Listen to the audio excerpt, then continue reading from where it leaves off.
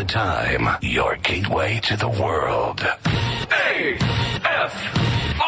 American Freedom Radio. Give it to them. Get real and heal. Listen to Christie on Soul Journeys Radio. All right.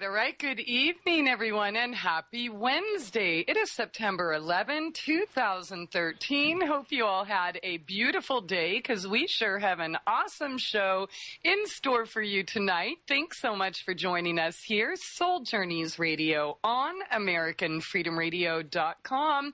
And our special guest, oh my goodness, words will not do her justice, so I'm going to let her do most of the talking, but she did join us a couple years ago with the release of her book, Live Through This, on Creativity and Self-Destruction, which is a collection of original stories, essays, artwork, and photography by many just beautiful, talented, expressive, dynamic artists that contributed, talked about their stories of incest, abuse, depression, the impulse towards self-destruction, eating disorders, cutting, addiction, and contemplation of suicide, all of that fun stuff. But it is very, very real and something that has to be talked about. So I'm so thankful that Sabrina was able to compile and edit this book and get this out into the public eye, get people talking about this. Her website is SABRINACHAP'S.com. And she did release a new edition to the book with even more art and more contributors here. So we'll be talking about that tonight. And as for her music, oh my goodness, what do you call it? Let's see.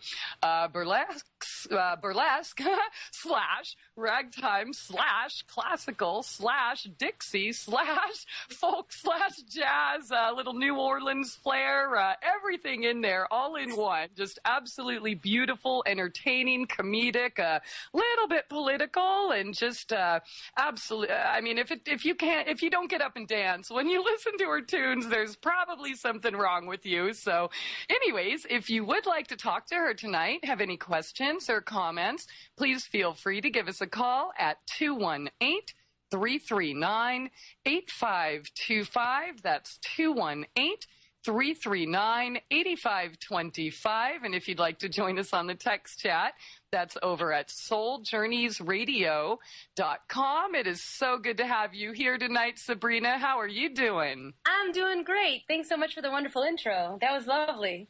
That was great. I'm like thinking, what could I say about you? I've been listening to your music for years, looking at your work, reading it's just, anything I say is probably just going to deflate it. Sabrina Chap'S, just one of those things you just have to experience. Yeah, I'm a little bit of a weird one. So, I mean, I think that you sort of, put that up fairly off the board when I have to tell people I did a book about creativity and self-destruction and mental health, but what I really do is ragtime. Like, it's just, I sound crazy already.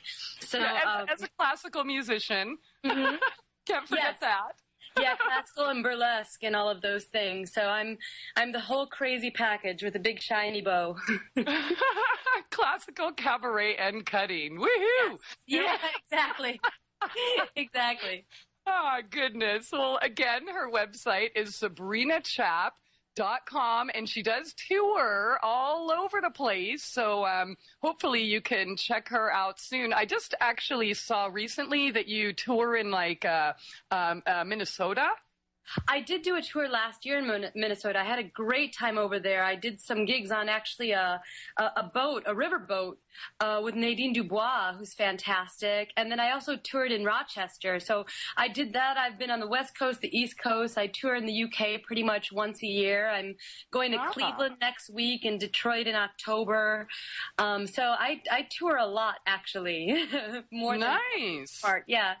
Yeah, well, we have listeners in all of those places, so UK, Minnesota, Detroit, New York, I guess Pennsylvania, you go there a lot, Cleveland. So if you have not heard Sabrina, you definitely have to check her out. And speaking of which, all this work you're doing, all the touring, your awesome music videos, you do all that yourself. I do. I mean, it's a little hard these days, being an independent musician, and I definitely want to get to a point, and I'm sort of at that point where I do need to have a booker or a manager.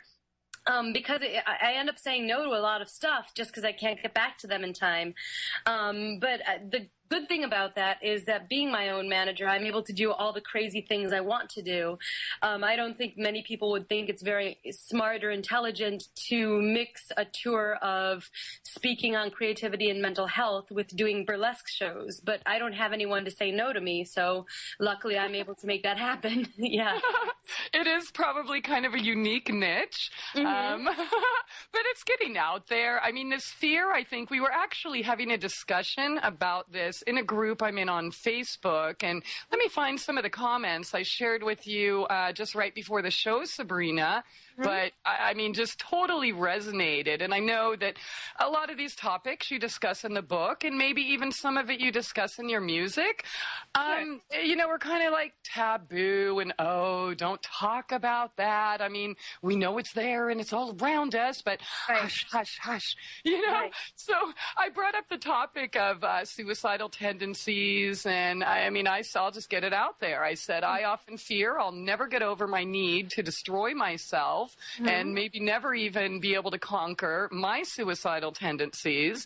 And there were lots of beautiful comments that came after that, and talking about, the death urge spell of society. She says everything, the culture, the habits, the lifestyle, even our collective tendency to Armageddon is a symptom of repressed death urge. And what I've noticed, and you talked about this, I'm not sure if it was an interview with me or somewhere else, but you said, look, when I'm on stage, it's all good. I get an applause. But when you talk about it in real life, it's like, ooh, that's a really interesting thing. Part of the reason I did the book was because there's actually there's not a lot of honest talk about self-destruction in a way that doesn't shame it. Pretty much all the books are like, hey, if you have eating disorder, if you have suicidal tendencies, that's a bad thing. And I don't think that's a really helpful discussion to have, especially if the person dealing with these self-destructive tendencies, if that's the one source of power they're feeling in their life, why would you go and tell them it's a bad thing? Now, for myself, when I've dealt with these types of tendencies, it's often the most powerful feeling that I have. And I think that there is such power in these emotions that we're dealing with that I don't think it's intelligent to take that power away. So I wanted to talk about the power behind it without shaming the actions themselves. And it's, I think, one of the first times that people are able to talk about self-destruction in a way that's not damning and actually bring up a really honest, non-sort of doctoral view of trying to medicate or just take away these tendencies, but simply in trying to understand them. I don't know if that makes sense. Oh, totally. Yeah, taking the shame away, getting it out there, and then we can, many of us can realize, oh, we're not alone. Now that it's safe, we're in a safe environment where we can talk about this. Now we can move forward, because then we can ask the question, okay, what now? Yeah, right? The repression is clearly not helping anyone. Yeah. I mean, having people feel bad about their self-destructive tendencies doesn't allow them to feel any power or strength in it.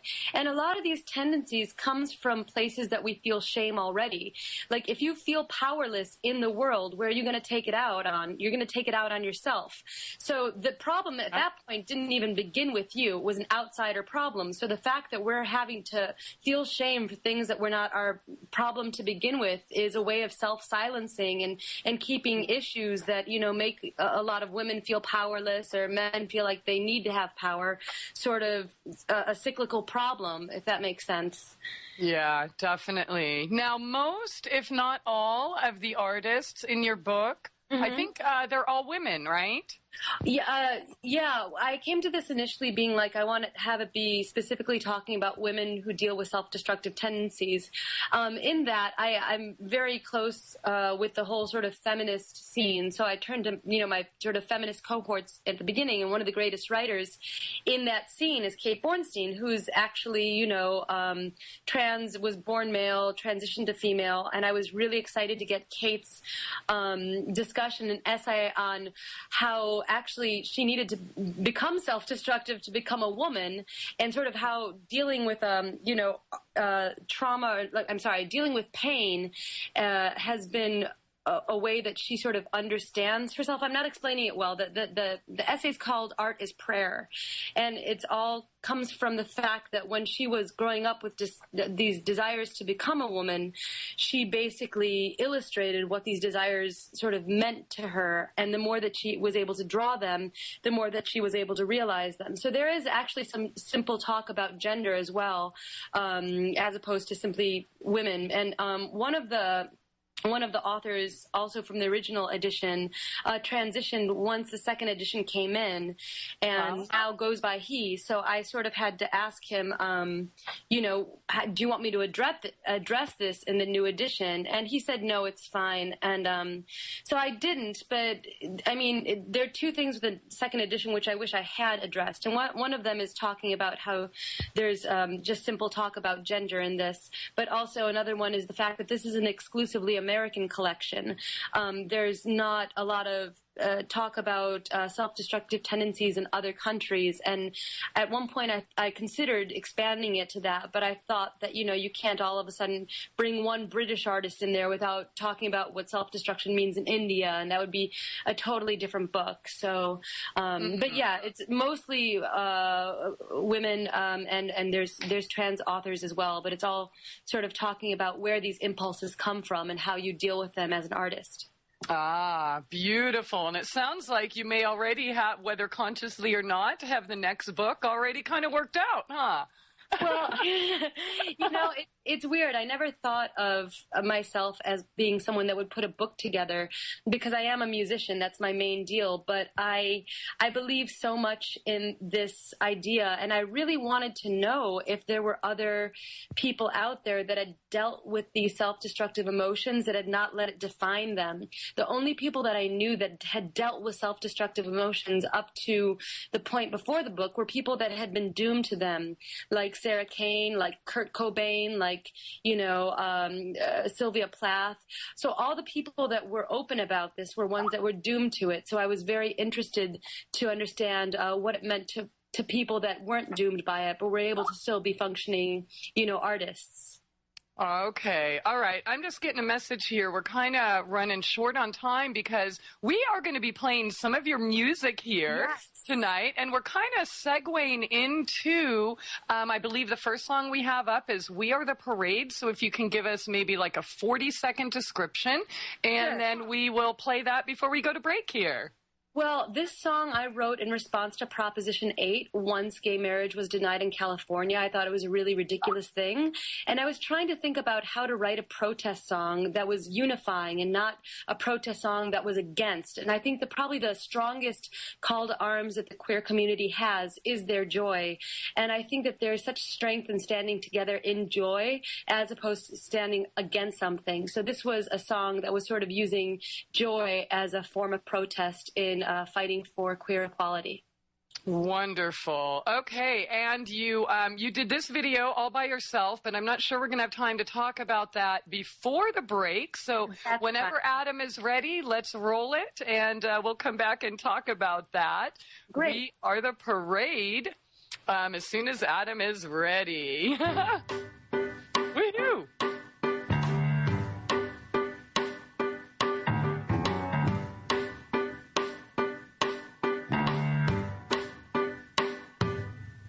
So you're thinking you want to marry me? Well, baby, take my hand.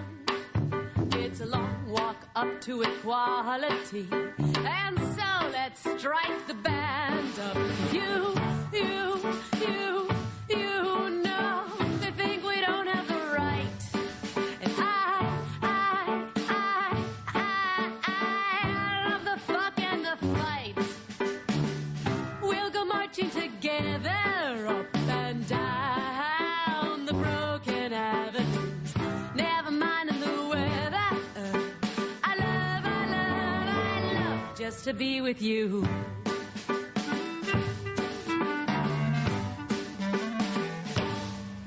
So they got their rage and they got their fists. Well, baby, so do we. It's high time that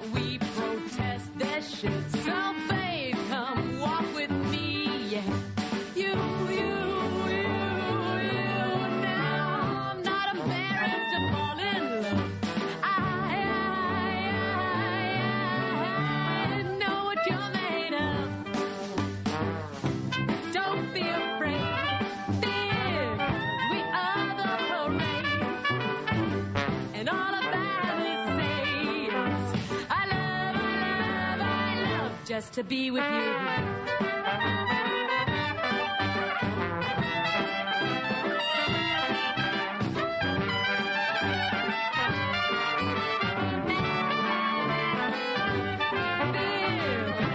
To be alone, babe, sad like a trombone. You are my cymbal crash. I love,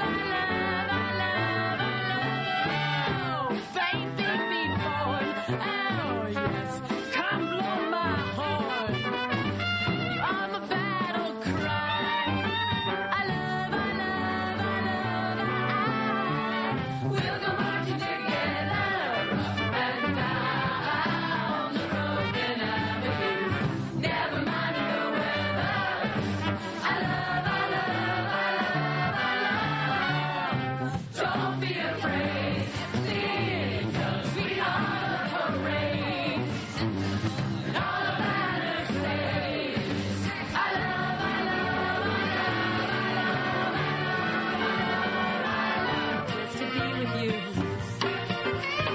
It's time to get real and heal.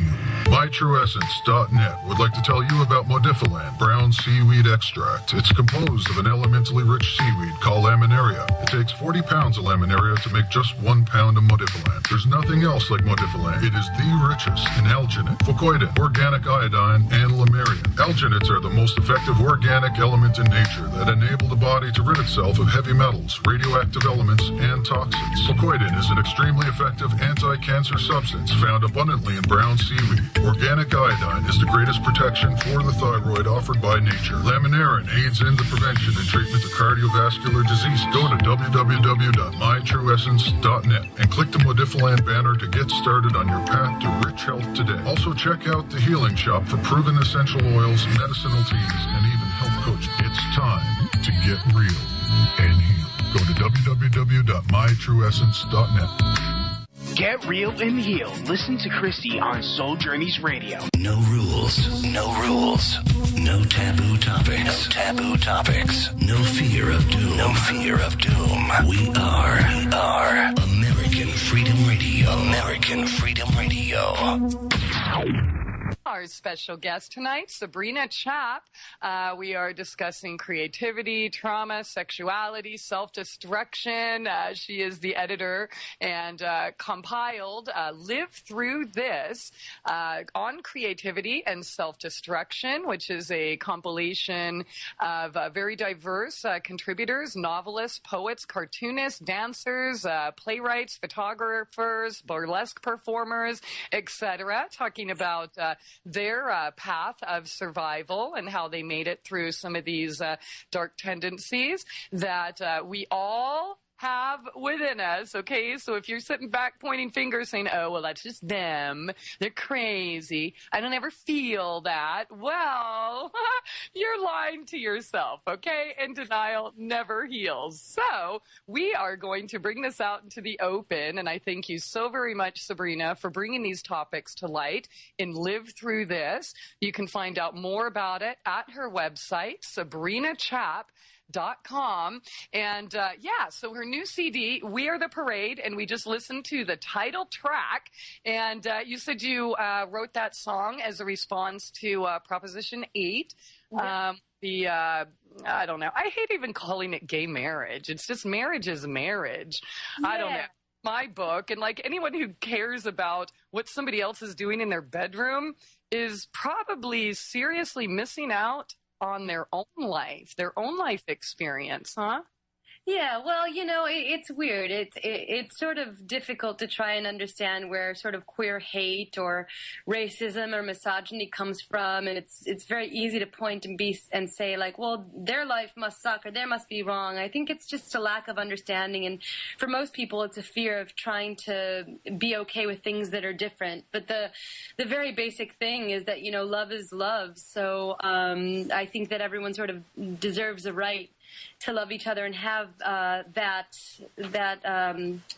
those rights in the United States, at least, you know. So yeah, absolutely. Awesome. Now, when you were talking in the last segment, I can't help but thinking of some of my friends who they are transgender. They transitioned later in life. One in particular grew up here in the Bible Belt, where I have lived for the past 5 years.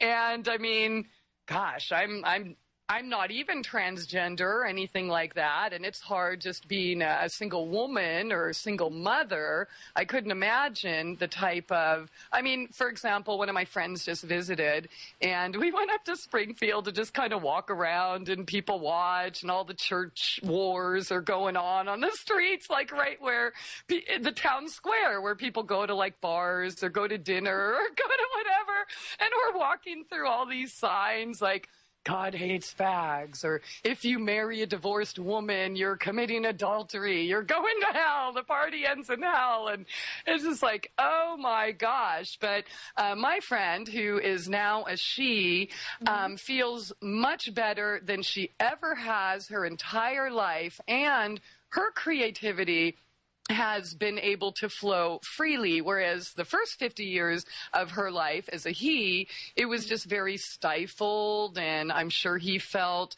you know, kind of like most of us at any given time, a little suicidal. What is this life for? What the heck's going on? So I guess I was just wondering if in your book, if those topics are addressed, you know, on a level where, or are those topics addressed at all in the book? The topics of which ones exactly? Sexuality and switching genders, you know, or not feeling okay in their body. Yeah, I mean, for the most part, I think you know, I lecture a lot in colleges about these topics. I do workshops in colleges about these topics. And a big part of self-destruction is shame in some ways. And shame comes in all sizes and forms, and it's learned. And, you know, there's a right way to be a female, a male. There's a right way to have your body be. There's a right way. You know, there's all these right ways that if we divert from in some ways, we're wrong or we're other. And then there's a source of shame in that. And when you don't see other people that are like you, it's easy to feel like you're the lonely duck that, you know, is completely wrong and, you know, doesn't deserve to be around. So, I mean, each of these essays sort of, you know, they talk about sort of the isolation that you feel when you're grappling with these problems, because that's the real true thing, is that when you're feeling self-destructive, you are very much feeling alone.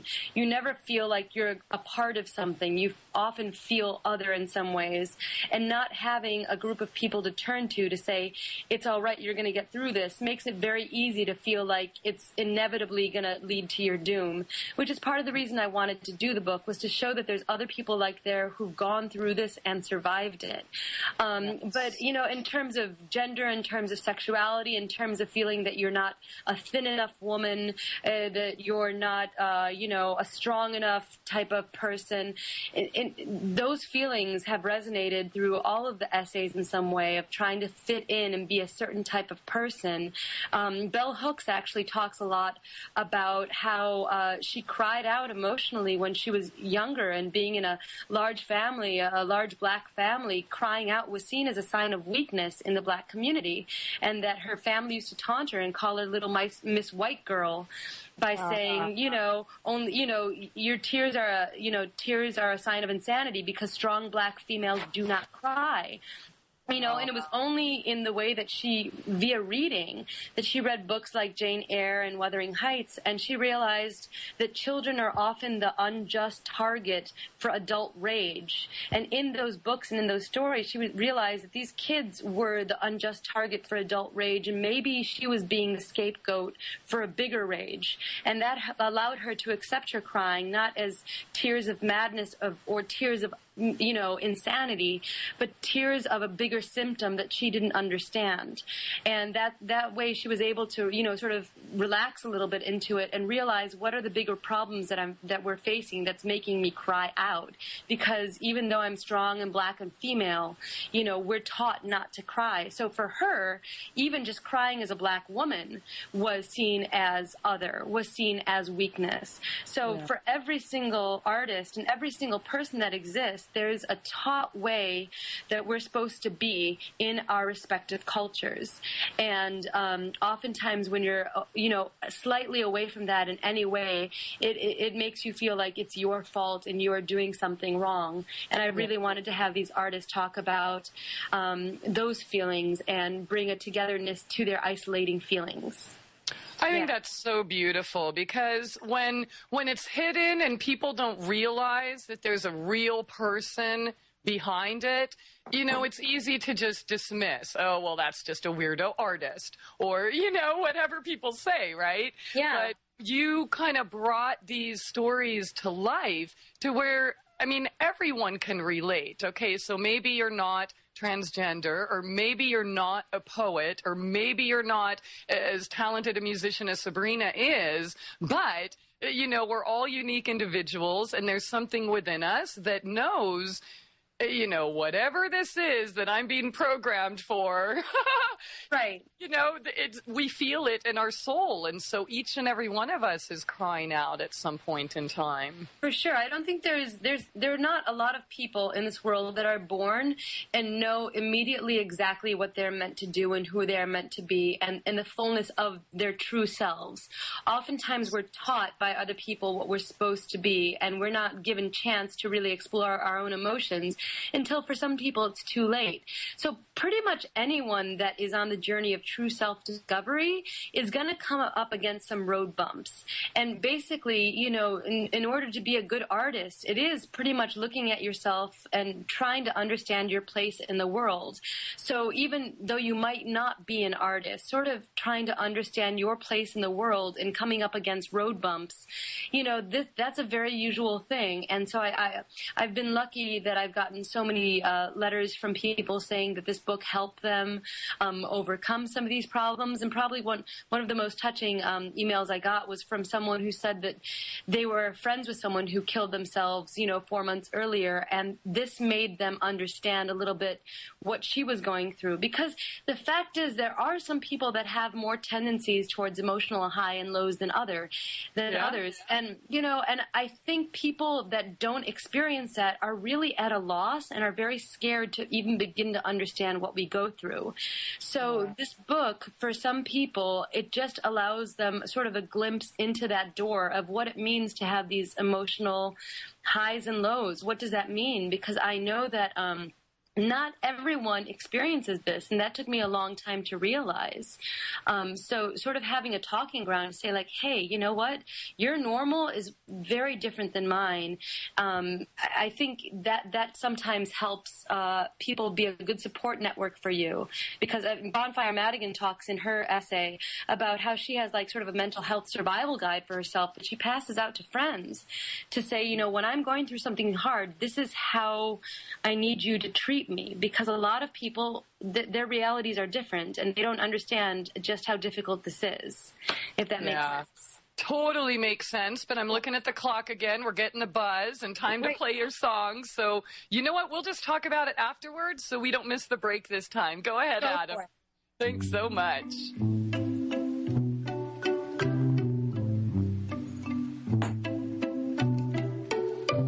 When the hard rain falls, my friend, and the thunder keeps coming again and again and again. Don't worry, rain's gotta fall, and if it is raining, please give me a call. No, I can't take the rain away, but I'll wait with you until the rain stops.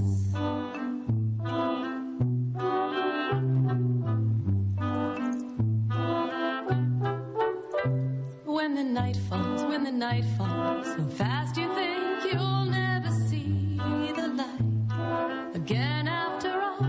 Well, I can't bring the sun up, I ain't got that power, sit with you in the dark and search for a star. No, I can't make the night go away, but I'll wait with you till the sun's up.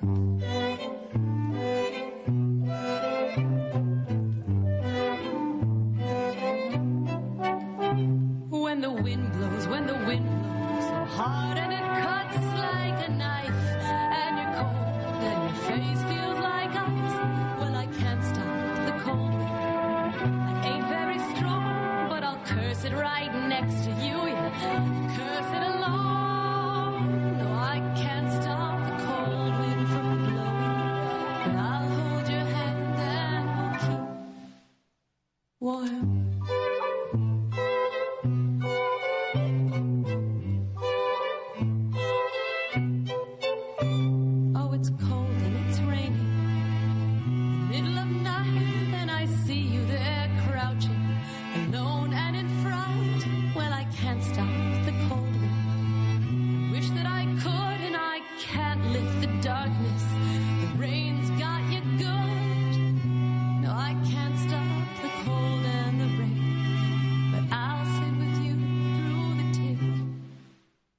Tucks in the raindrops till it all stops.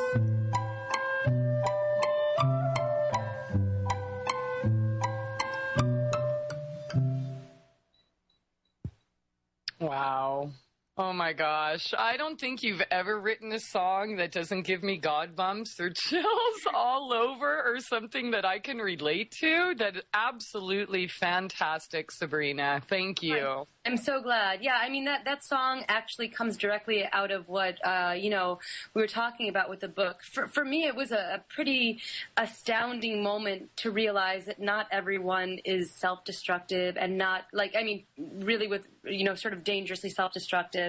Yeah. And not everyone really understood these emotions. Because when I was doing this book, a lot of my friends were sort of surprised that I was at all. They were like, well, why would you talk about this? And I was like, well, you sort of don't know where I came from, did you? And it sort of surprised me how much I had hid my own tendencies.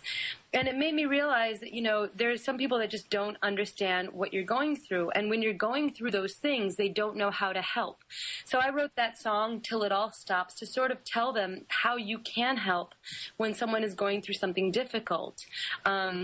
I have something when I'm doing cabaret where before I play that song, I talk about how there's 3 different ways that people respond when you tell them you're going through something hard. If you tell a friend of yours you're going through something hard, their first response, especially in New York, is that they want to fix it right away. They want to say, oh, stop crying, don't worry, everything's going to be okay, everything's going to be fine. Yeah. People are so quick to reassure and try and make you happy and smile and stop the tears because they want you to be happy. But the fact is, sometimes you're dealing with things that are really, truly hard. And I don't think that denying that fact that this is a traumatic time is helpful to anyone. So a lot of times when people are saying, oh, don't worry, it'll get better, I mean, yes, it might, but it's not going to right now, and that's not really helpful. The second thing... Or, get over it, or, get you should feel that way, or... Yeah, or they just try and make you happy very quickly, and I understand that impulse. Uh-oh, I'm sorry, honey. Here's the music, so hold that right there. Yep. We will continue this discussion after this short break. Stay tuned, everyone. In the meantime, check out her website. You can look at her music, her books, everything she has going on, upcoming shows, which chatters are informing me about. Woohoo! So stay tuned, everyone. That's SabrinaChap.com. Stay tuned. Soul Journeys Radio. It's time to get real and heal. MyTrueEssence.net would like to tell you about Modifiland brown seaweed extract. It's composed of an elementally rich seaweed called laminaria. It takes 40 pounds of laminaria to make just 1 pound of Modifiland. There's nothing else like Modifiland. It is the richest in alginate, fucoidin, organic iodine, and lamarian. Alginates are the most effective organic element in nature that enable the body to rid itself of heavy metals, radioactive elements, and toxins. Fucoidin is an extremely effective anti-cancer substance found abundantly in brown seaweed. Organic iodine is the greatest protection for the thyroid offered by nature. Laminarin aids in the prevention and treatment of cardiovascular disease. Go to www.mytrueessence.net and click the Modifiland banner to get started on your path to rich health today. Also check out the Healing Shop for proven essential oils, medicinal teas, and even health coaching. It's time to get real and heal. Go to www.mytrueessence.net. Get real and heal. Listen to Christie on Soul Journeys Radio. Yo, what's up? Check this out. The voice of the revolution. American Freedom Radio. American Freedom Radio. A chat here on Soul Journeys Radio, and if you'd like to join us for the text chat, that is over at souljourneysradio.com. Any questions or comments for Sabrina tonight, please feel free to dial 218-339-8525. That's 218-339-8525. And you were just, we left off, you were discussing how people typically respond to people, not feeling well emotionally, and other ways that we can help, which you talked about or sang about so beautifully in that last song, Till It All Stops, which you can find on her latest CD, We Are the Parade. That's at SABRINACHAP'S.com. But please continue, Sabrina. Yeah, well, I was just saying that, there's 3 typical ways that people respond when you tell them, like, hey, I'm going through something hard. And the first one is that they try and make you happy, or they try and say, don't worry, it's okay, stop crying, it'll be fine. They try and reassure you. And the second one being that a lot of people try and understand you by going to a point in their own history where they felt something vaguely familiar.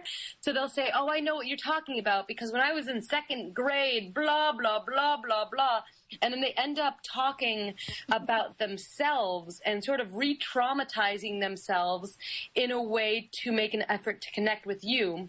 And at the very end of it, you are comforting them. So, that's another way that people often respond, is that they feel like they need to out-trauma you in order to, relate. And then the third way is that they just shut down completely.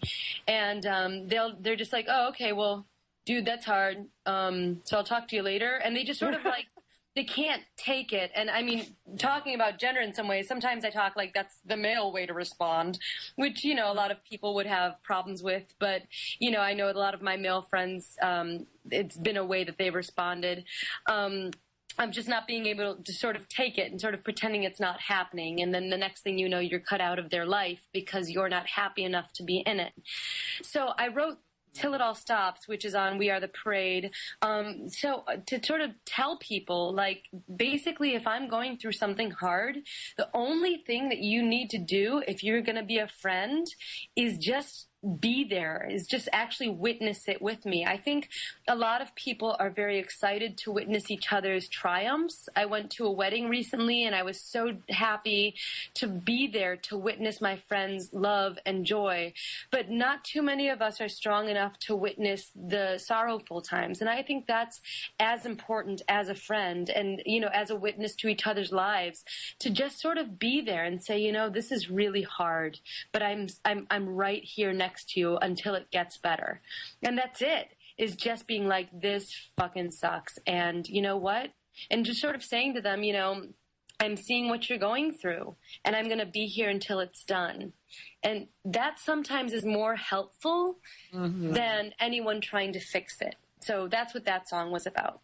Oh, I love that. And so true, Sabrina. I mean, speaking for myself, I think that's definitely the best thing anyone can do. And I understand, people trying to, out-trauma the other person. I don't think they really come from that type of intent. I think maybe, at least when I want to share, like, my traumas or experiences with people, it's just to let them know you're not alone and I'm still standing too. But yeah, it's just that listening, as you said, just be there, just, say, honey, I'm so sorry, I understand, and just let them cry. And for me anyways, by the time that's all out, it's like it's all better anyways, so.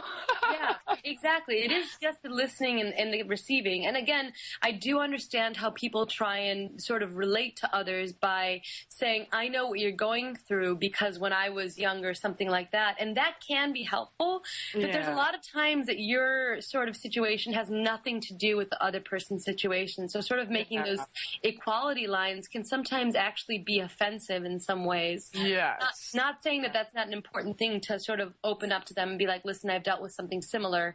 But I think that some people do that without understanding that they are actually not listening at that moment. Yeah. And it's never, no two traumas are ever exactly the same. Exactly. Yeah.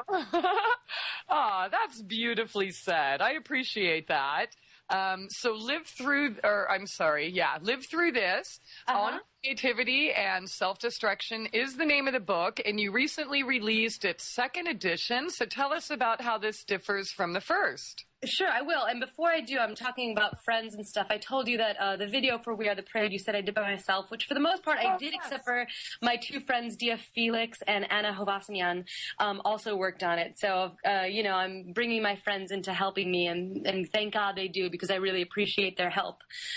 But yeah, so the new edition of Live Through This, I was so excited when Seven Stories asked me to do a new edition of this, because there was so much more I wanted to put into it.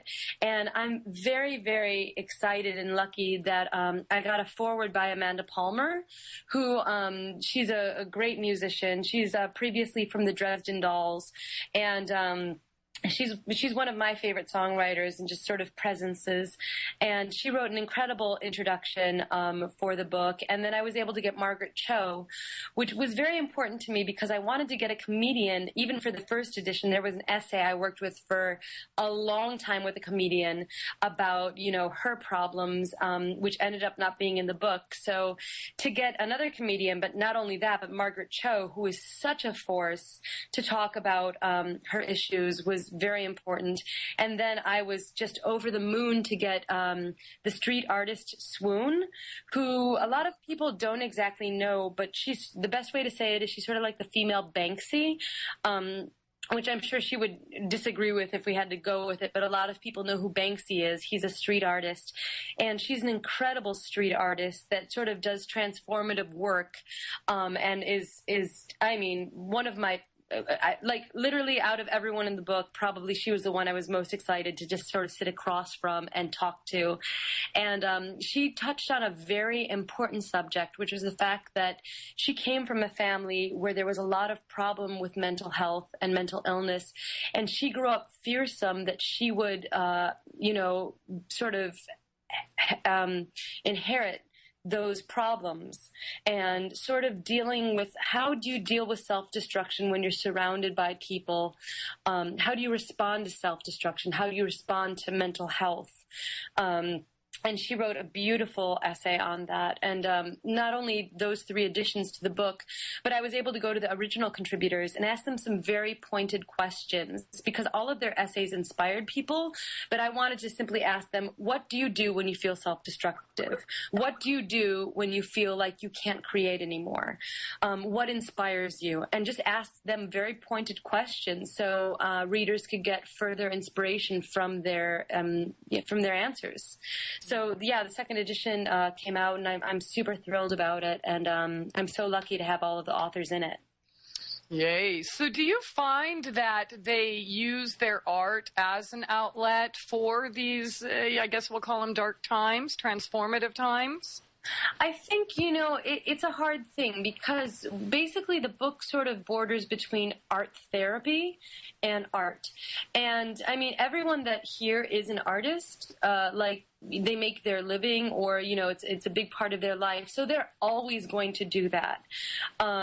Whereas there's some people that, art is a very good and easy way to sort of face these emotions, and it's like their singular way of facing them. But For most of the artists in the book, it's more about the interplay between self-destruction and artistic output. Daphne Gottlieb, who is one of my favorite essayists. I was just thinking of her right now. I wanted to bring her up. Awesome. She has incredible. Yeah. She has a series of incredible poetry volumes out, and she also has an incredible book that she edited of Eileen Wuornos's letters. But Daphne talks about the myth of the suicidal female poet and how basically she faced medication in that sense of, if all my heroes have killed themselves, don't I want to be like my heroes?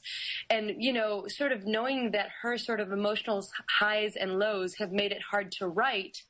So then she faces medication. But if she takes medication, it numbs that desire for writing and hence her desire for living. So it's that delicate balance for her of, constantly facing these emotional high and lows and being able to transform them into artistic output safely in some way. But it's much more tangled than I am sad, hence I write, even though there are those types of emotions there, because for the most part, art is self-discovery. So being able to face yourself and, use art to deal with these things is a good thing, but it ends up being much more tangled than that.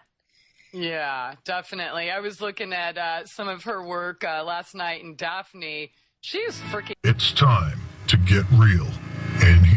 MyTrueEssence.net would like to tell you about Modifiland brown seaweed extract. It's composed of an elementally rich seaweed called laminaria. It takes 40 pounds of laminaria to make just 1 pound of Modifiland. There's nothing else like Modifiland. It is the richest in alginate, fucoidin, organic iodine, and lamarian. Alginates are the most effective organic element in nature that enable the body to rid itself of heavy metals, radioactive elements, and toxins. Fucoidin is an extremely effective anti-cancer substance found abundantly in brown seaweed. Organic iodine is the greatest protection for the thyroid offered by nature. Laminarin aids in the prevention and treatment of cardiovascular disease. Go to www.mytrueessence.net and click the Modifiland banner to get started on your path to rich health today. Also check out the Healing Shop for proven essential oils, medicinal teas, and even health coaching. It's time to get real and heal. Go to www.mytrueessence.net. Get real and heal. Listen to Christie on Soul Journeys Radio. No rules. No rules.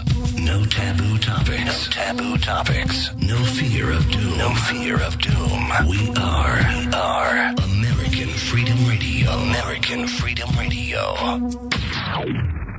All right. Welcome back. Top of the second hour here tonight. Soul Journeys Radio on AmericanFreedomRadio.com. We are joined tonight by Sabrina Chap.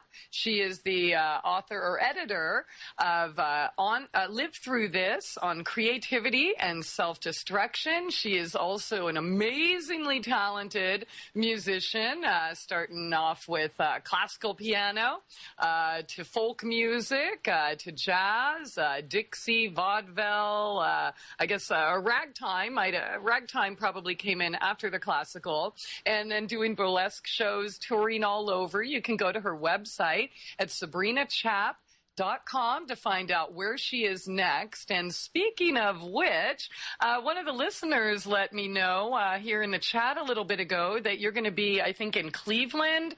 What is it, Ingenuity Festival or something in a couple weeks? Yes, I am. I'm going expressly to Cleveland to support my friends Pinch and Squeal, who've basically bought this tent, like the Spiegel tent thing, at the walk, and it's called the Walks de Ville. I can't pronounce it well, and it's debuting at Cleveland's Ingenuity Festival, and I am going there because I love Pinch and Squeal so much to perform for their opening weekend.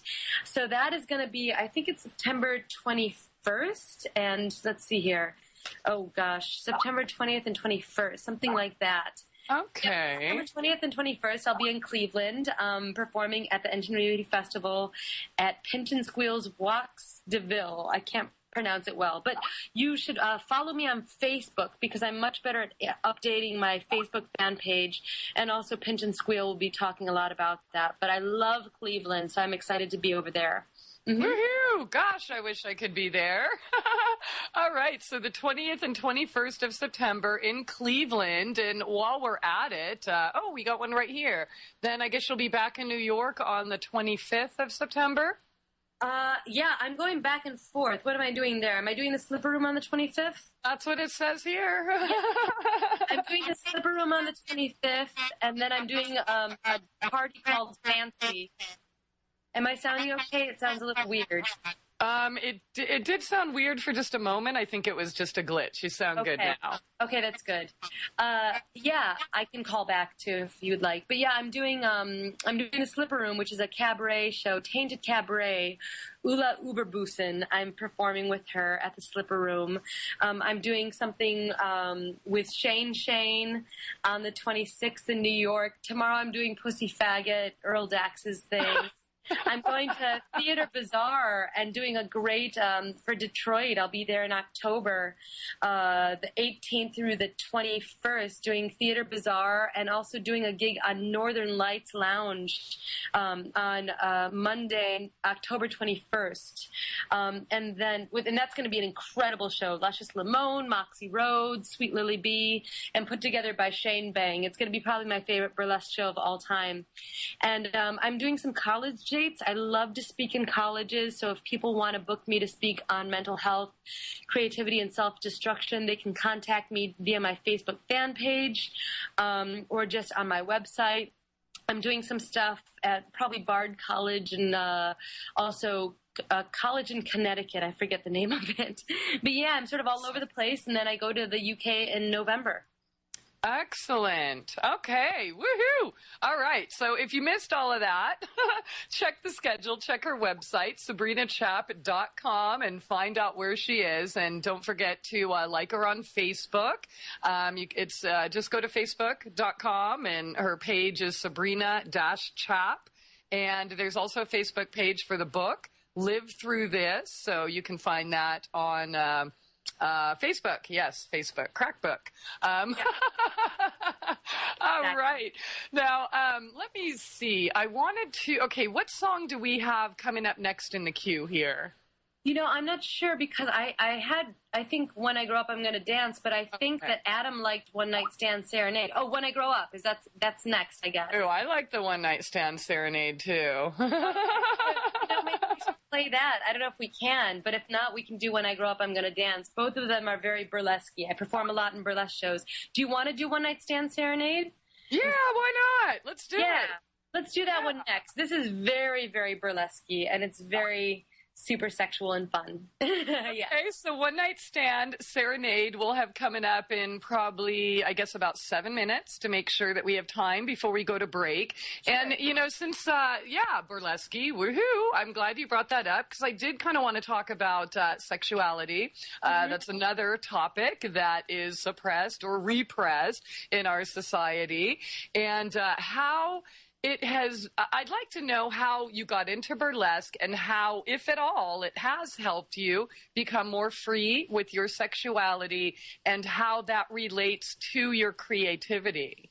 Yeah, it's a really surprising thing. I did my first burlesque show in 2005 back in Chicago, and I did a one-off show with Sissy Butch. They're the ones that basically they were doing fundraisers to do their documentary on Dixie Evans and that small house of burlesque in Las Vegas. I'm blanking on the name now.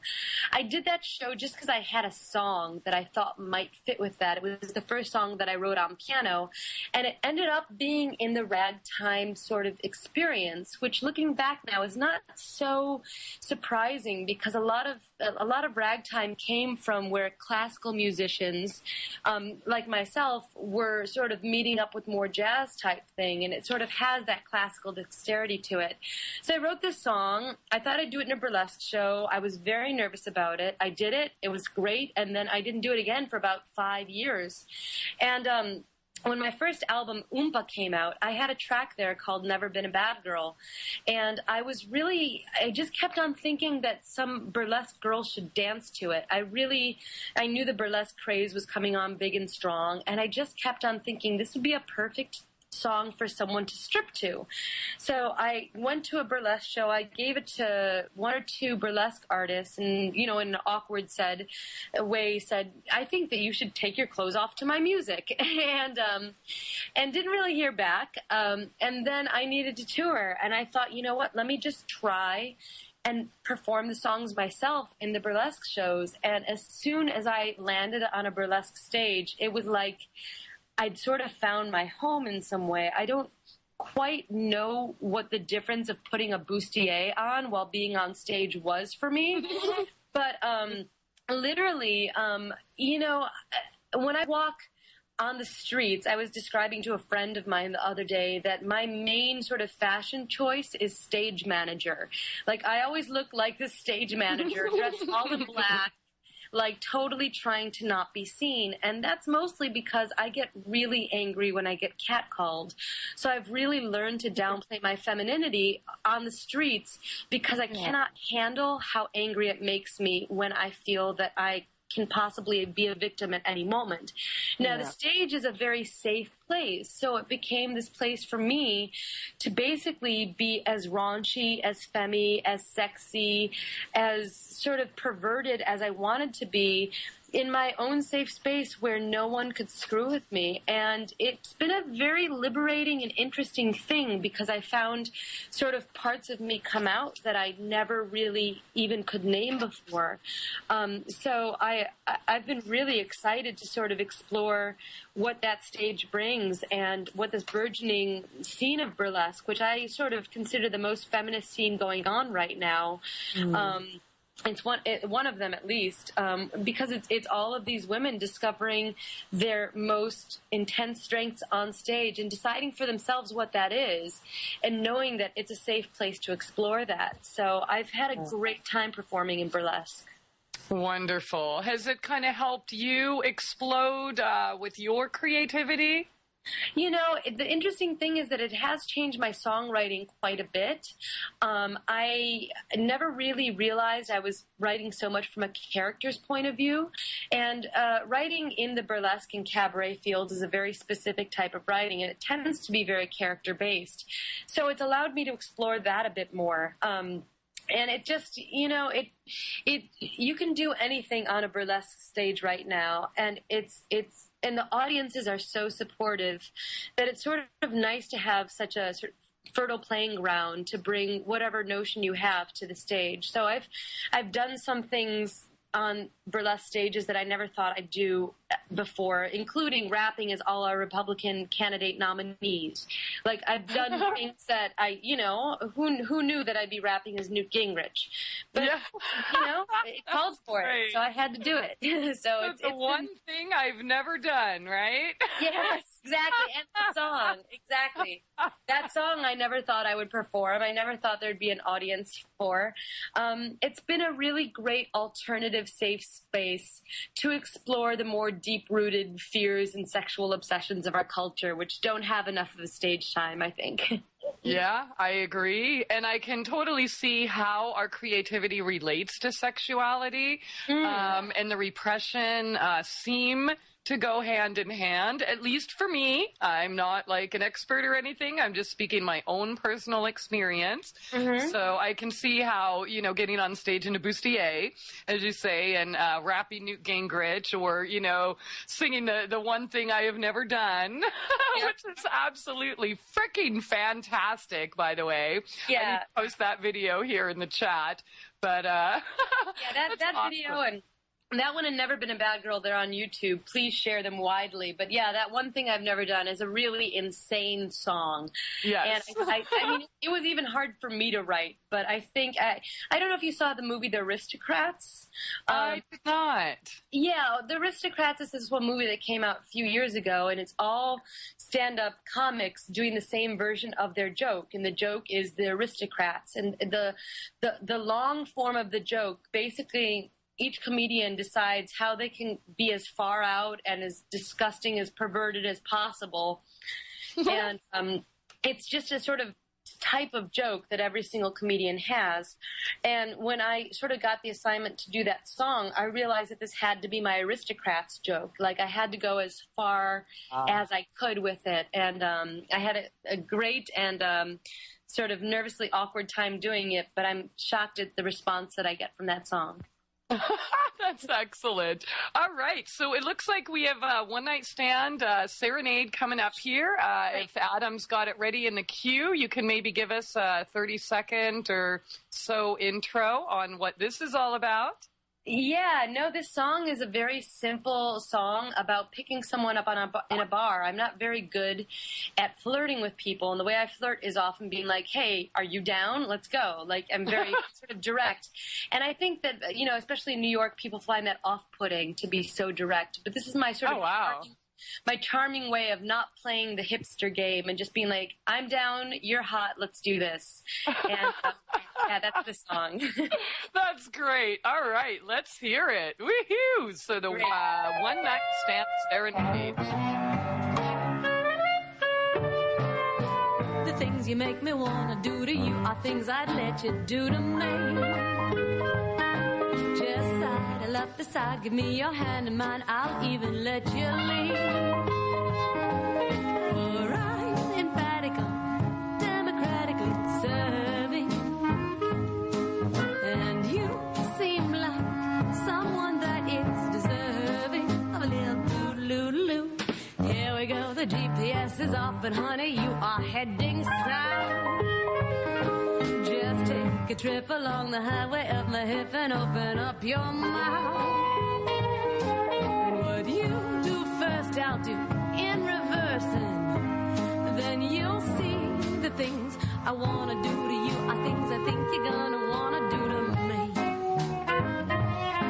You make me, I'll make you.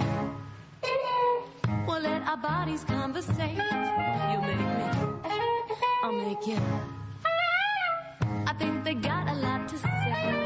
So what you think? Pick up your drink and pay the bill. The night is getting late. I hope you say yes to my small request, or I will have to. So take a chance on this quick romance, because honestly, the things I want to do to you are things I think you're gonna want to do to me.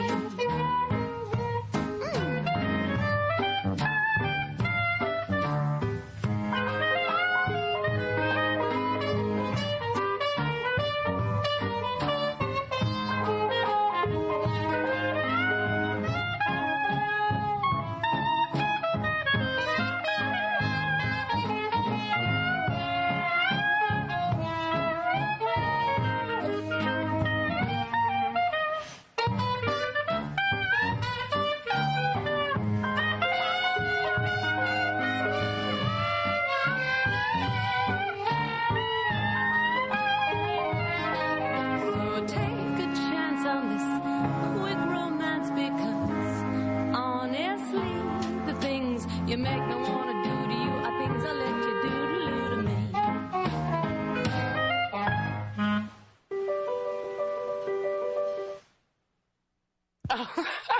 That was great. That blows my mind. So you're saying in New York, where the rest of the country is like, well, that's the most direct, state there is, you're saying that they don't like the direct approach? Well, I think I'm a Midwestern girl, so I think sort of my eagerness and my sort of terrier enthusiasm scares them. I think that there is a direct sort of audience here, but you got to play the game beforehand. There needs to be a lot of disinterest. There needs to be a lot of feigning hipsterness. That's only what I've sort of encountered. Maybe there's much more directness like in fetish bars or something like that, but oftentimes, I guess I'm talking more about the queer scene too. In straight bars, I think that if you just turned to a guy and said, hey, I'd like to have sex, he'd be thrilled. But I've noticed a lot of sort of boredom and feigning boredom seems to be a way of attracting people here, and it's just sort of not my style. I could see that. Okay, so I'm asking on the chat. Let's see. Do we want to hear one more song or two more with less talking? And they're just absolutely loving your music as much as I am. We get It's time to get real and heal.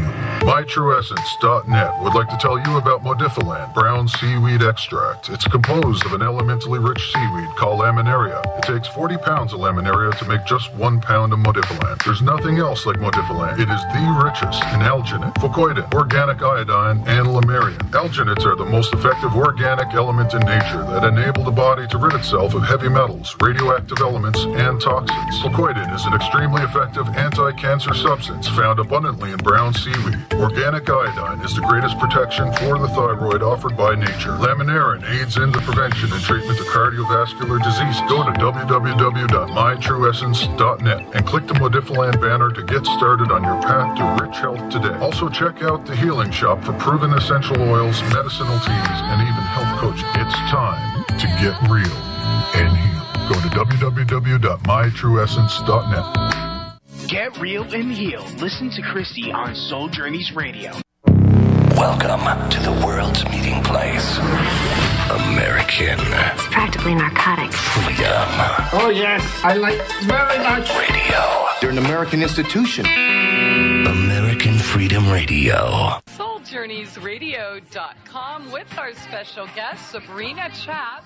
We are discussing her latest CD, We Are the Parade, but don't stop there. If you missed her last time or haven't figured it out through her website, her first one, Oompa, is absolutely awesome too.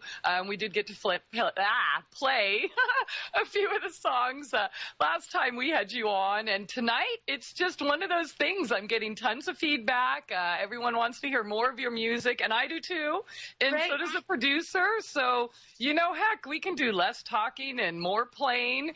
And I'm down. So, woohoo! We just played, which one did we just play? One Night Stand Serenade. That's right, One Night Stand Serenade. Okay, and you talked a little bit about that. And so the next one we're going to play is To the Ones Who Never Call Back. Tell us about this song. What inspired it? Well, I'm a very strange person in the fact that if I see someone that I like, I immediately like them, and I think we're going to be friends forever. And I'm sort of shocked when they don't understand that. And there was this one person that I felt an immediate connection with and was like, oh, my God, we're totally going to be great friends, or you're going to be in my life. And, she just seemed weirded out by my earnestness and enthusiasm, even though I could tell she liked me back. So I just got really frustrated because I knew that she liked me, but for some reason was playing it cool. And I just eventually was just like, fuck you. Like, why aren't you calling me back? We should know each other. And it was that frustration when you feel a connection with someone and they don't feel it back. And you trying to process that when your sort of resonance is so immediate and clear. So that's where this song came from. Well, I tell you, I can totally relate to that. And whenever Adam is ready, let's cue that up. I'm pretty positive at least the chatters here are going to get a kick out of it as well. So just let us know when you're ready, hon. Oh, he's ready. This is dedicated to the ones who never call back. Fuck you, fuck you, oh fuck you, fuck you, oh fuck you, fuck you, oh fuck you, you, oh fuck you, fuck you, oh fuck you, fuck you, oh fuck you,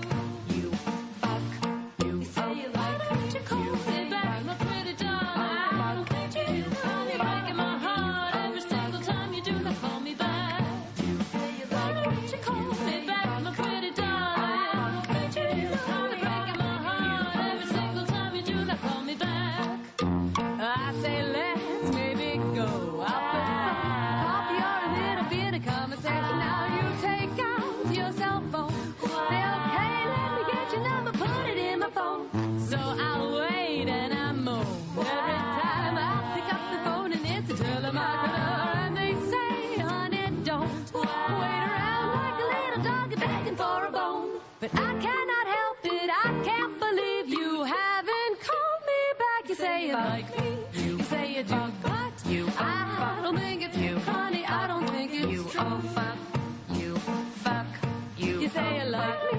You say you do, my pretty dog. I don't think it's you. Honey, I don't think it's you. Every single time you do, they call me back. You say you like me. You say you do, my pretty dog. I don't think it's you. Honey, I don't think it's you. Every single time you do, they call me back. Here we go once again.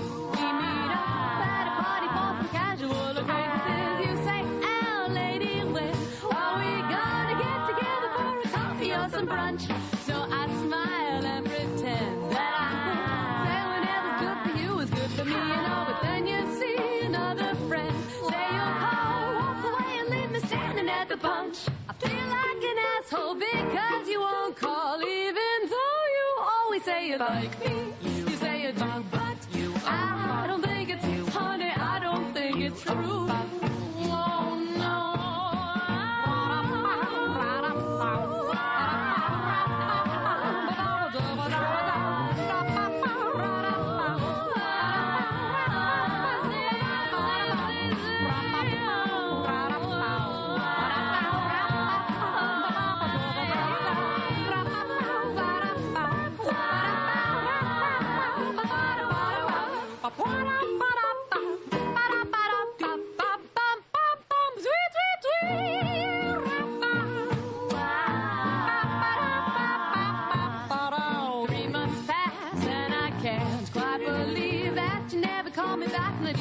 You know, but then we meet on the train. You sit down on the seat that's right across from me and say, "Oh my God, I've been mean in the car. How's it going? We should get together." I say, "Oh, totally, but I can't because you know I lost my phone the other day." You write down your number later. I tear it up under the overpass and think, "Fuck you, fuck you, oh fuck you, fuck." Oh fuck you, say you fuck you, oh fuck you, fuck you, oh fuck you, fuck you, oh fuck you, say you fuck pretty dog. Don't you know you're breaking my heart every single time you do the call me back. You say you fuck, you call me back, my pretty dog. Don't you know you're breaking my heart every single time you do not call me back.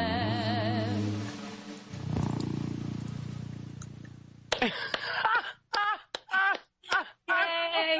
That song, I cannot get enough of it. All right. Here we go. Oh, all right.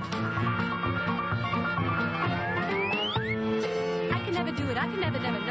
I can never ever try and make a pass and go and try and get with your sister. Oh no, not me, master. I can never do it. I can never ever bring myself to a lady like your sister or somebody else and then try to kiss them. Though I may stop to listen, when they're alone with no one to hold them. Yes, I might go over and console them, but my dear sir, you see, I'm not lying. I only go to them when they're crying for another lady. Yes, the lady's gonna understand all the little things a lady cannot tell a man.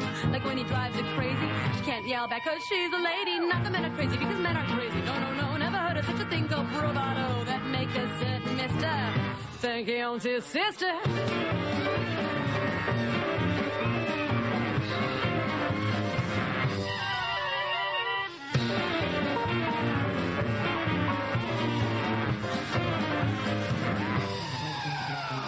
I'm a little lady, you can call me Mrs. Hetero. Never liked a lady liking ladies, no, don't wanna be no sinner. Besides, who'd pay for dinner? Unless ladies that like other ladies do not go out for dinner and a movie followed by Merlot. Maybe they stay home cooking and later on they eat in. Not that I've thought it out too clearly. I'm just speaking rhetorically and speaking rhetorical speech. What does your sister like to eat? Not that I would ever ask her over. No. I would never ask her over unless to go out to a nice movie where we both would be sitting there nice and quiet like ladies. When they go, they will sit there in the dark and then later go out for some nice dinner.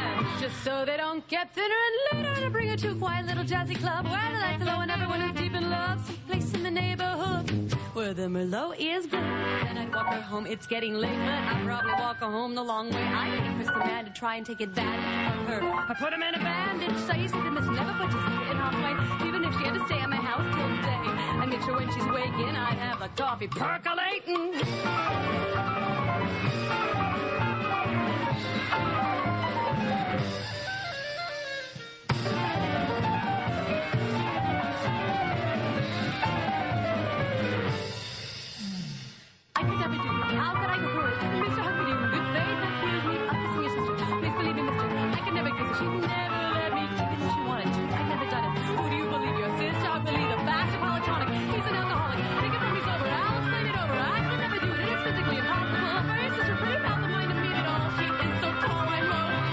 gives me vertigo. Though I know of the ladies you're speaking, trust me, I'm honest as Abe Lincoln. Look, here she comes, all cute and pinkin'. Shit, Ann, stop your winking.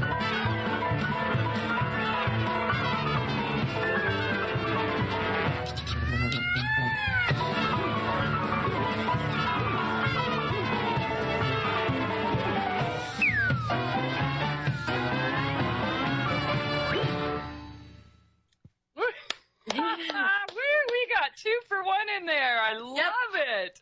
Oh, man. Okay, so we didn't get to introduce the second one, which I love the name, Denial Rag.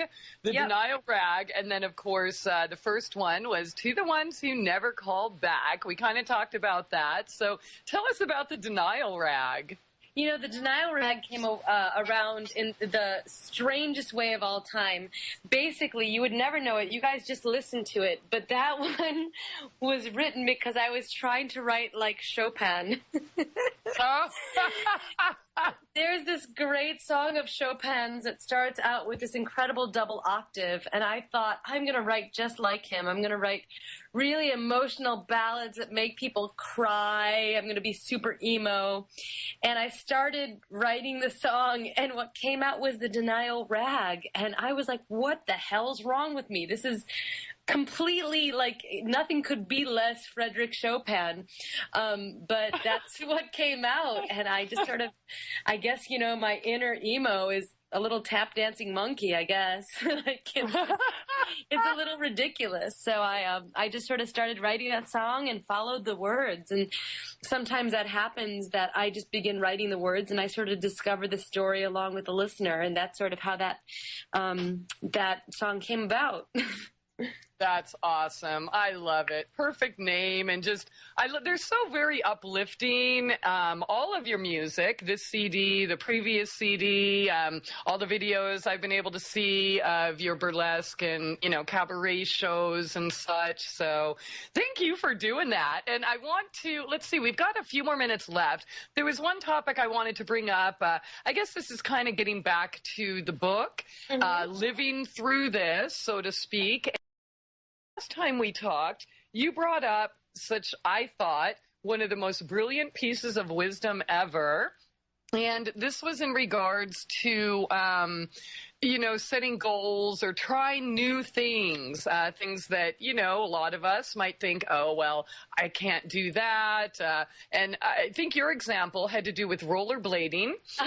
You were with a partner and you didn't like rollerblading, but you had this amazing piece of wisdom to get you through trying new things. So do you remember what you shared with us? I totally know what you're talking about. Okay. It was a life lesson that really is carried through and has helped me sort of experience so many great things.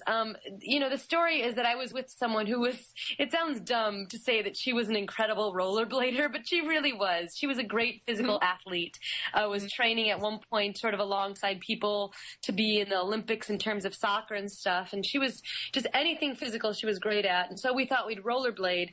And I'm horrible at rollerblading, like really pathetically bad. And, you know, she was up there and literally she was someone that, you know, people stopped and watched her rollerblade because she was so good.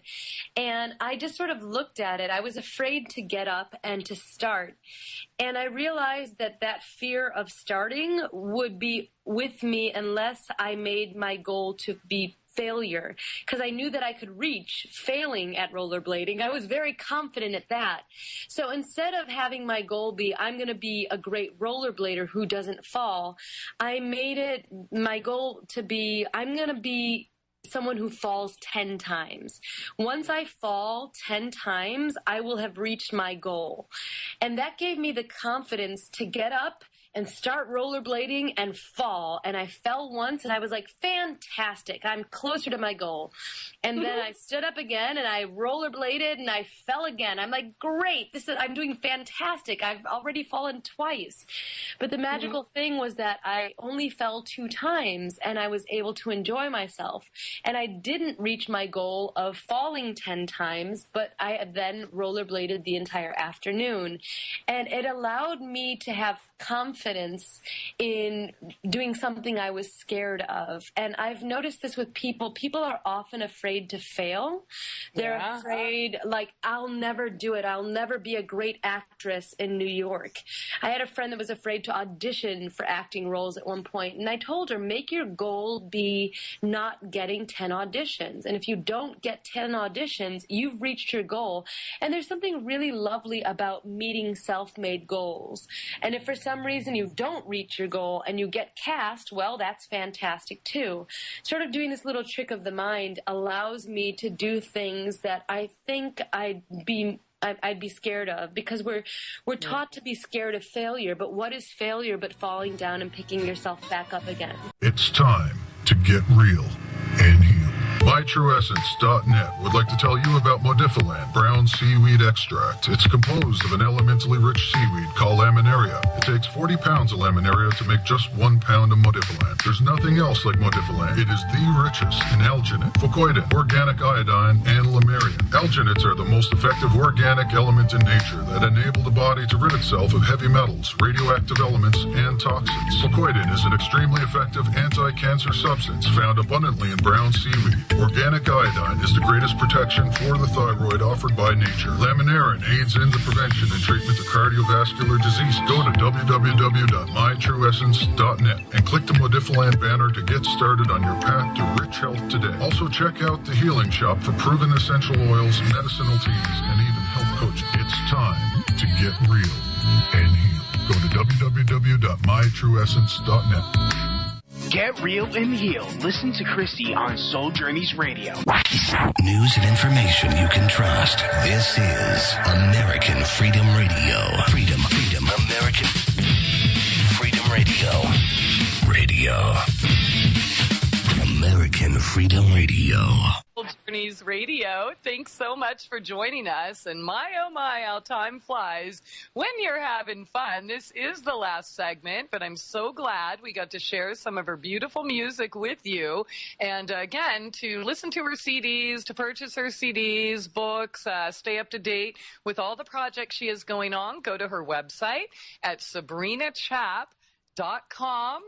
This CD, of course, is called We Are the Parade, and her first one was Oompa. We didn't really have much time to talk about that here tonight, but we do want to fit in another song, so that is When I Grow Up, I'm Gonna Dance. Tell us about that, Sabrina. Well, that one came about in a very strange way. There's something in New York called Cinema 16, where they gave different musicians a silent movie to score. And that silent movie that they gave me was a test strip for Thomas Edison when he was first trying to figure out how to do film coloration.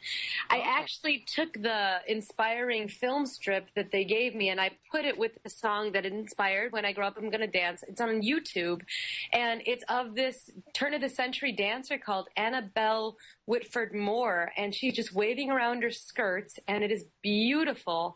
And I just looked at her and was like, okay, who would sing this? And sort of the joy of that feeling when you're young, being like, I'm going to grow up, I'm going to dance, and I'm going to show them all. Yeah. That's where the song came from. And then I wanted to give it a big band feel, so it's a lot of fun. Wonderful. Now, a lot of people are asking, including my musician friends here in Branson, are you from New Orleans? No, but I love New Orleans so much, and I want to get down there. I haven't performed there. In fact, I live in New York right now, but my initial idea was to move to New Orleans after Chicago, and I still want to get down there. I still want to perform in New Orleans. My old drummer lives there. I've got great burlesque friends down there, so I do want to perform in New Orleans. I love the music so much.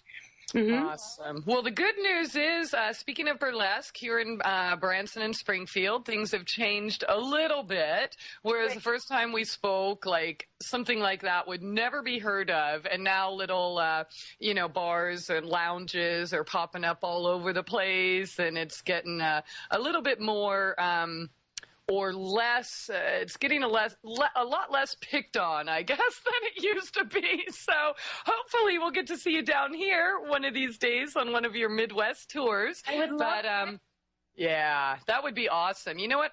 When I'm in the area, I'll just stop by and say, hey, what is it going to take to get Sabrina down here? That's great. I'd be so down for it. I love to go into new parts of the country and performing, and yeah, I'd be happy to. Awesome. All right. So looking at the clock here, we got to get this last song in. So Adam, whenever you're ready, When I Grow Up, I'm Gonna Dance by Sabrina Chap.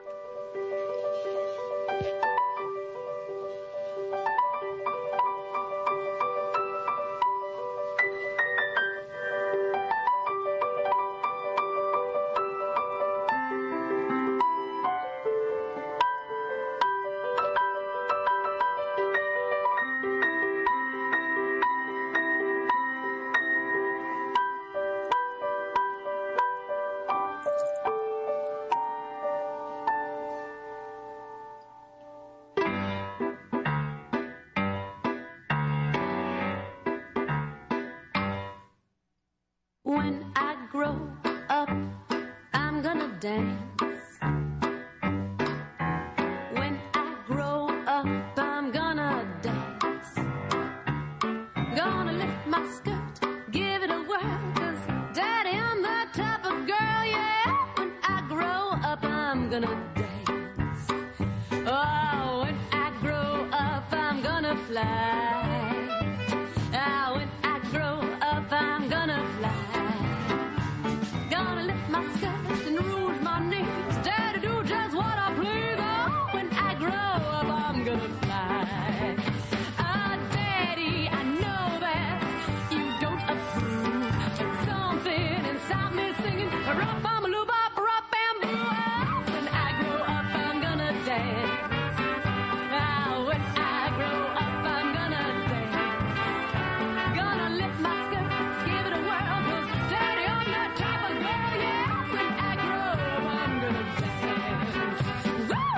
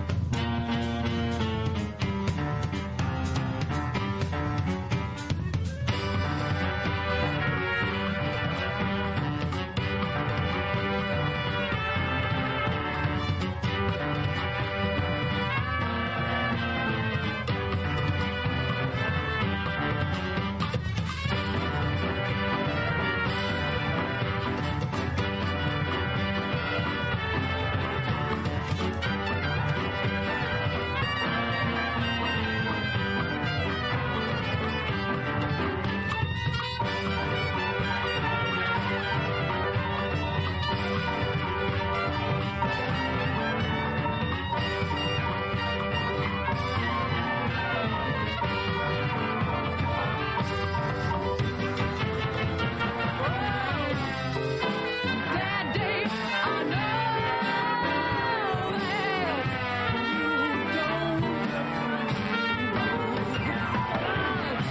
something inside of me singing, rap-bam-a-loo-bop, rap-bam.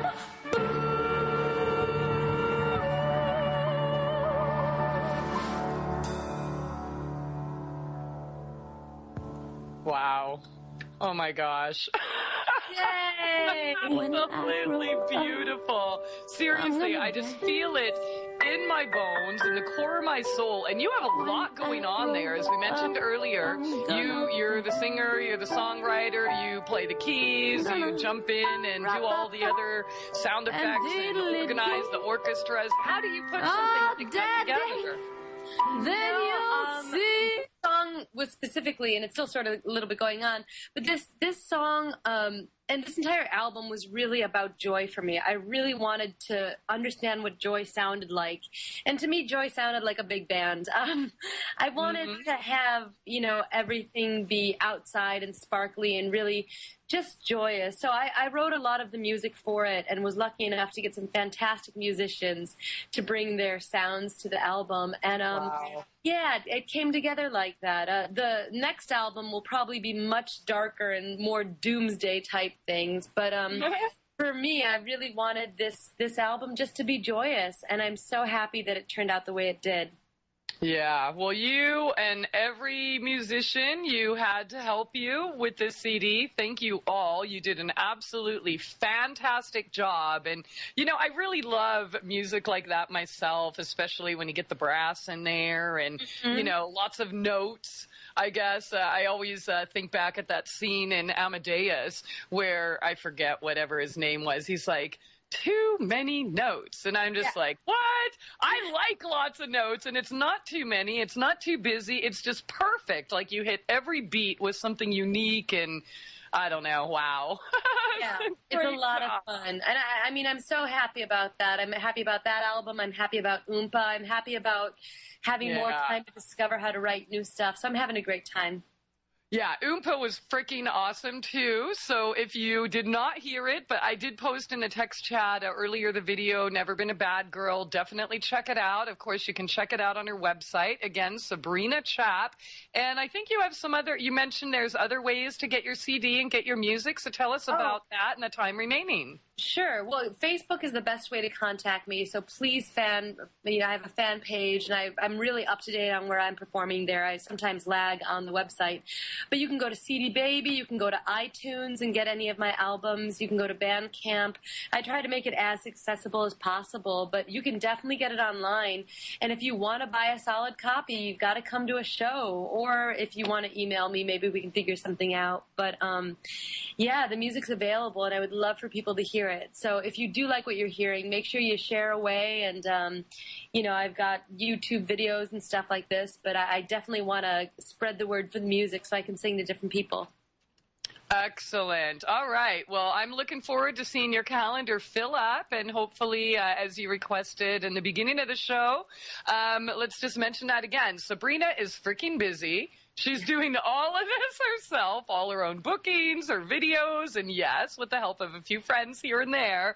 But I don't know, maybe there is some kind of, what would they be called, like marketing manager or something like that out there listening that might be able to, you know, help you out a little bit with that, agent? It's time to get real and heal.